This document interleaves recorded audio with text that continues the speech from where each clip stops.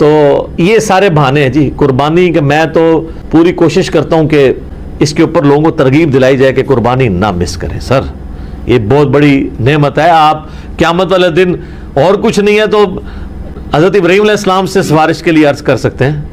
ان کی سنت کو زندہ رکھا, ان کی سنت آپ نے زندہ, سنت ابراہیمی کو زندہ رکھا. جس شخص کو اللہ تعالیٰ نے استطاعت دی ہے اسے ضرور قربانی کرنی چاہیے. میں یہ باتیں اس لیے نہیں کہہ رہا, اللہ کا شکر ہے کہ میں نے یعنی جب سے صاحب استطاعت ہوں کہ میں نے خود سے کمانا شروع کیا ہے, یعنی 15 سال سے زیادہ ہو چکے ہیں, تو میری تو کسی سال میں بھی قربانی مس نہیں ہوئی ہے. نبی علیہ السلام نے بڑے اہتمام کے ساتھ کی ہے, حتیٰ کہ آپ صحیح مسلم میں جو آپ کے آخری حج کی حدیث ہے 2950, جس میں آپ کا فرمان ہے کہ میں اپنے بعد تم میں وہ چیز چھوڑ کے جا رہا ہوں جسے مضبوطی سے پکڑ لو گے, کبھی گمراہ نہیں ہوگے, وہ اللہ کی کتاب ہے. یہ مسلم میں جو حدیث ہے 2950 2950 2950 جابر بن عبداللہ سے, وہ بڑی رکت انگیز حدیث ہے. جابر بن عبداللہ آلموسٹ نبینا ہو چکے ہوتے ہیں, تو امام باقر ان کو ملنے کے لیے جاتے ہیں. تو ان کو بتایا جاتا ہے کہ حضور کا بچہ آیا آپ کے پاس, امام باقر حضرت حسین کے پوتے. تو وہ ان کو اپنے پاس بٹھاتے ہیں, تو امام باقر اس حدیث کو روایت کرتے ہیں, اور امام باقر سے امام جعفر صادق نے بیان کیا ہے, اور 2 واسطوں سے امام مسلم نے لی ہے. تو امام باقر کہتے ہیں کہ جابر بن عبداللہ میرے یہ سامنے کے بٹن کھولتے ہیں اور میرے سینے پہ یوں ہاتھ رکھتے ہیں اور کہتے ہیں تم میرے نبی کے بیٹے ہو, تم مجھ سے جو پوچھنا چاہتے ہو پوچھو. تو وہ کہتے ہیں میں آپ سے پوچھنے آیا ہوں کہ نبی علیہ السلام نے حج کس طرح کیا تھا. تو وہ حج کی آلموسٹ 7-8 صفحوں پہ لمبی حدیث ہے. مسلم شریف میں 2950 اور مشکات میں دوسری جلد میں حج کے چیپٹر میں پہلی حدیث ہی ہے. اس میں الفاظ ہیں کہ یمن سے نبی علیہ السلام نے 100 اونٹ منگوائے حجۃ الوداع کے موقع پر. 63 اونٹ آپ نے اپنے مبارک ہاتھوں سے نہر کیے ایک حج کے موقع پہ, 63 اونٹ, اور یہ حضور اپنی طرف سے کر رہے ہیں, اور باقی 37 جو ہیں وہ مولا علی کو کہا کہ تم نے کرنا ہے. تو 63 میں اشارہ تھا کہ آپ کی چونکہ زندگی مبارک کے 63 سال ہیں, آپ نے پورے سال ایک سال کی قربانی ایک ہی دفعہ کی ہے. اور اس کے بعد جابر بن عبداللہ کہتے ہیں کہ جب وہ 100 کے 100 اونٹ نہر ہو گئے تو نبی علیہ السلام نے حکم دیا کہ ہر اونٹ میں سے ایک ایک بوٹی لی جائے, اور وہ ساری 100 کی 100 بوٹیاں ایک دیگ میں ڈال کے پکائی گئیں, ہر ایک جانور سے ایک بوٹی لے کے. اور پھر جابر بن عبداللہ کہتے ہیں کہ مولا علی نے اور نبی علیہ السلام نے ایک دسترخوان پہ بیٹھ کے تناول فرمایا. تو وہ پوری کی پوری حدیث جو ہے نا بڑی رکت انگیز ہے پڑھنے والی, نبی علیہ السلام کے آخری حج کا بیان, حجۃ الوداع. تو اس سے بھی یہ یعنی بات پتہ چلی کہ نبی علیہ السلام نے اس سنت کا بڑا اہتمام کیا ہے. لہٰذا اس چکروں میں تو پڑھنا ہی نہیں چاہیے کہ جناب واجب ہے یا سنت ہے. بھائی سنت ہے کریں گے, تو یہ سنت ہی ہے, واجب نہیں ہے, لیکن سنت موقدہ ہے, سنت دائمہ متواتر اور مسلسل بھی ہے. تو وہ صاحب استطاعت ہے, ضرور کرے. جہاں ہم اتنے اور خرچے کرتے ہیں تو قربانی کیوں نہ کریں.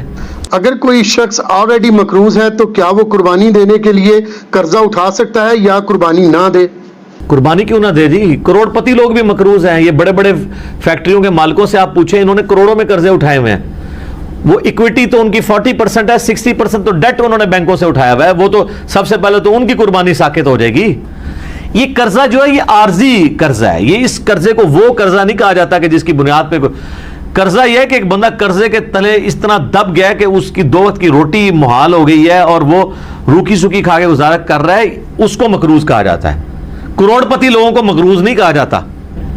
تو وہ اس طرح نہیں ہے, قرضہ اٹھا کے آپ کریں. یہ کمیٹی آپ نے قرضے ہی تو ڈالی ہوتی ہے, کمیٹی ڈال لیں. بھائی کی شادی کے لیے ڈالتے ہیں کمیٹیاں, اور وہ جوتیاں اور کپڑے ہوں تب بھی نئے لے کے دیتے ہیں بچوں کو. اس کا خرچہ نکالیں تو ایک بیل میں حصہ ڈالنے سے تو کم ہی بنتا ہے. یہ بیل میں حصہ ڈالنا تو اس سے کم ہی بنتا ہے. آج کل ایک ایوریج شادی کے اوپر 15-20 ہزار روپے لگ جاتا ہے. تو سر 12-13 ہزار روپے کا آپ بیل میں حصہ نہیں ڈال سکتے. ضروری ہے کہ آپ نے بکرا ہی لینا ہے, بیل میں حصہ ڈال لیں. تو یہ جو آپ نے کمیٹی بھی ڈالی ہوتی ہے, اگر ایک سپوز لاکھ روپے کی آپ کی کمیٹی نکلی ہے, تیسری یا چوتھی, اور 10,000 روپیہ مہینہ ہے, تو چوتھی آپ نے کمیٹی جب لے لی ہے تو آپ نے ابھی تک تو 40,000 اس کو جمع کروایا ہے نا کمیٹی والے کو. 60,000 تو آپ نے بعد میں کرانے ہیں, لیکن لاکھ روپے آپ نے پہلے ہی اٹھا لیا ہے. تو 60,000 کے تو آپ بھی مقروض ہیں.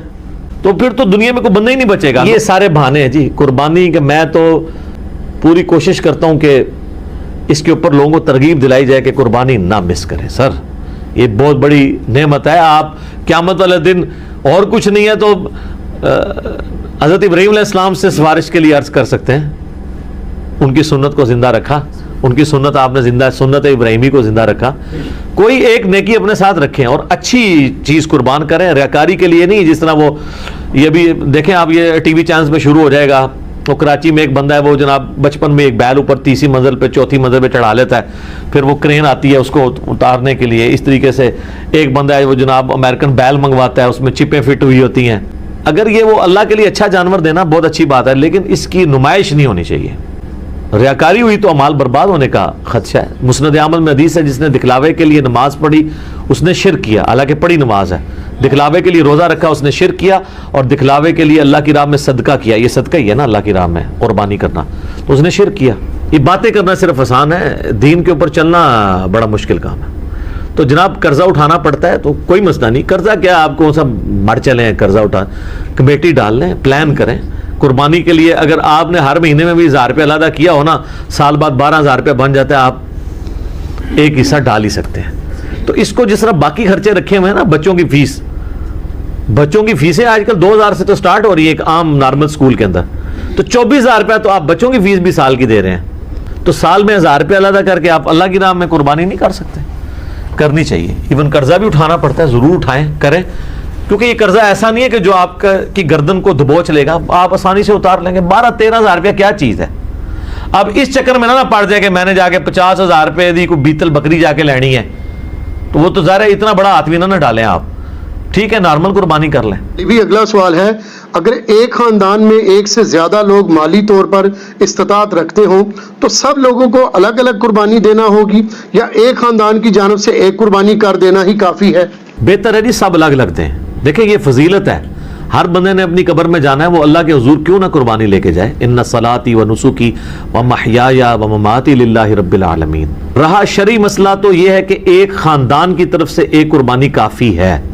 وہ سنن ابن ماجہ میں بھی اور جامع ترمذی میں حدیث موجود ہے. ابو ایوب انصاری رضی اللہ تعالیٰ عنہ سے جب پوچھا گیا تو انہوں نے فرمایا کہ ہم نبی علیہ السلام کے زمانے میں ایک خاندان کی طرف سے ایک ہی بکری قربان کیا کرتے تھے. پھر بعد میں جب لوگ باہم دولت میں ایک دوسرے پہ فخر کرنا شروع کر دیا تو پھر ایک سے زیادہ لوگ جانور قربان کرنا شروع کر دیا لوگوں نے. اور ایک اور حدیث ہے سنن ابن ماجہ میں بھی, المستدرک للحاکم میں, ایک اور صحابی کہتے ہیں کہ ہم تو ہمیشہ سے پورے خاندان کی طرف سے ایک ہی جانور قربان کیا کرتے تھے, بکری یا بکرا, لیکن اب میرے گھر والے مجھے اکساتے ہیں, تو ہم یعنی ایک دوسرے پہ روب ڈالنے کے لیے کہ ہمسایوں نے تو 3 بکرے دیے ہیں, تم کیوں ایک. یہ صحابہ کے زمانے میں بھی ہے. یہ وہ جو ایک خاندانی ٹسل ہے یہ, تو وہ صحابی کہتے ہیں اب مجبوراً ہمیں اپنے گھر والوں کے اکسانے کے الفاظ ہیں, اکسانے پہ ہم بھی 1-2 بکرے زیادہ کر دیتے ہیں, ورنہ شرعی مسئلہ یہی ہے کہ ایک خاندان کی طرف سے ایک قربانی. یہ خاندان سے مراد ایک چولہا ہے. ایک چولہا اس اعتبار سے کہ میاں بیوی بچے. اب آپ کوئی گھر ایسا لے آئیں گے جہاں پہ 5 فیملیز رہ رہی ہیں اور چولہا ایک ہو, تو وہ آپ کہیں گے ایک قربانی نہیں, وہ 5 خاندان ہے. چولہا عموماً بولا جاتا ہے. تو اگر 5 گھر میں خاندان ہے, ویسے خرچے ان کے علیحدہ علیحدہ ہیں, صرف ایک چولہا اکٹھا ہونے سے یہ نہیں ہوگا کہ ایک خاندان بنے گا. میاں بیوی بچے یہ ایک خاندان ہے, چاہے وہ 5 بھائی اکٹھے رہ رہے ہیں, چولہا اکٹھا جل رہا ہے, پھر بھی وہ 5 خاندان تصور ہوں گے. ہر ایک خاندان کو اپنی قربانی الگ سے دینی چاہیے. اچھا یہ بھی بعض لوگوں میں مشہور ہے کہ جی 7 ضروری پورے کر رہے ہیں. نہیں, 7 زیادہ سے زیادہ, ایک بندہ بھی ایک گائے دے سکتا ہے, 2 بندے بھی مل کے ایک گائے دے سکتے ہیں. بکرا نہیں 2 بندے مل کے دے سکتے,